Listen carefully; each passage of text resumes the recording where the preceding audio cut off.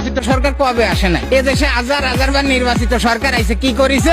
দুর্নীতিতে বাংলাদেশ বিশ্ব চ্যাম্পিয়ন। শ্রমিক লেভেলের তো একজন এমপি হয়ে 2-5 বছর পরে 10,000 কোটি টাকার মালিক। কি রে ভাই, টাকা কি এত সস্তা? আমি আপনি কাম কাজ করে খাই না? একটা টাকা ইনকাম করে আর একবেলা ভাত জুটানো পৃথিবীতে যে কত কষ্টের কাজ কল্পনাও করতে পারবেন না। একবেলা ভাত জুটানো আর একটা টাকা ইনকাম করা কত কঠিন। আর শ্রমিকতে এমপি হয়ে 5 বছর পরে 10,000 কোটি টাকার মালিক। নির্বাচন মানে কি? 300 জন রাক্ষস আর 50 জন রাক্ষসী তৈরি করা, এছাড়া আর কিছুই না।